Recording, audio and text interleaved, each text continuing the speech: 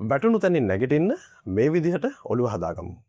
මින් පෙර වීඩියෝ එකේදී ඔබ සමග කතා බහ කරා ආයෝජනයකට අවශ්‍ය වෙන මානසිකත්වය සම්බන්ධයෙන්.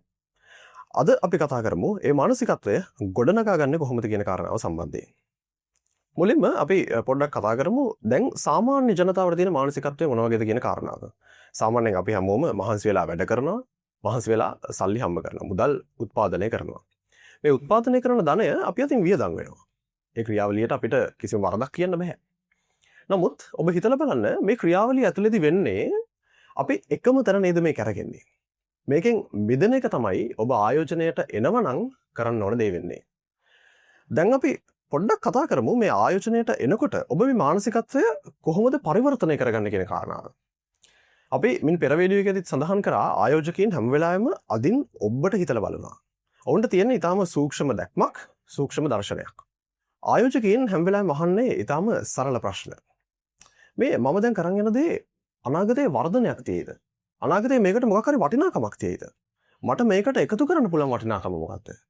ඔවුන් අහන්නේ මෙන්න මේ වගේ ප්‍රශ්න. ඔබත් ආයෝජකයෙක් වෙන්න බලාගෙන ඉන්නවා නම් ඔබත් ඔබෙන් මේ ප්‍රශ්න අහන්න අමතක කරන්න එපා. මේ විදිහට ප්‍රායෝගිකව ආයෝජනයක් සිදු කරන්න ආයෝජකයෙක් වෙන්න ඔබට අත්‍යවශ්‍යම ගුණාංග කීපයක් තියෙනවා. අපි දැන් ඒ ගැන කතා කරමු. පළවෙනි එක ඉවසීම. ඉවසීම කොතනදද ඔබට ඕන වෙන්නේ? ඔබ ආයෝජනයක් කරපු සැනින් ඔබට ප්‍රතිලාභ හම්බෙන්නේ නැහැ. ඒක ප්‍රතිඵල දකින්න හම්බෙන්නේ නැහැ. එතනදී ඔබට කාලයට ඉඩ දෙන්න සිද්ධ වෙනවා. ඔබේ මනසේ රැඳිලා තියෙන්න ඕනේ හැම වෙලෙම වර්ධනයක් සිද්ධ වෙන්න නම් කිසියම් කාලයක් ගත වෙනවා කියන කාරණාව. ඒ වගේම ඔබට විනය තියෙන්න ඕනේ. ඔබ මේ පටන් ගත්ත දේ ඔබ ආයෝජනය කරන්න පටන් ගත්තා නම් ඒ ආයෝජනය දිගින් දිගටම කරගෙන යන්න ඔබට විනයක් තියෙන්න ඕනේ. හැමදේම දිගින් දිගටම එක දිගට කරගෙන යනකොට තමයි ඒකේ සාර්ථකත්වයේ ප්‍රතිඵල ඒ සලකුණු ඔබට දකින්න හම්බෙන්නේ. තුන්වෙනි කාරණාව තමයි අවදානම් ගැනීම. ඔබට පුළුවන් වෙන්න ඕනේ අවදානමක් ගන්න. වැදගත් වෙන්නේ අර ඔබ හිතුවක්කාර විදියට ඔබේ ජීවිතය අරගත්ත සමහර අවදානම් වගේ නෙමෙයි මේක.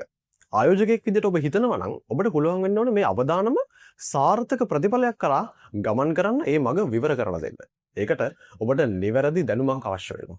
ඒ දැනුම තුලින් තමයි ඔබට ඔබගේ ආයෝජනය නිවැරදි ප්‍රතිඵලයක් කරා යොමු කරන්න හැකියාව ලැබෙන්නේ.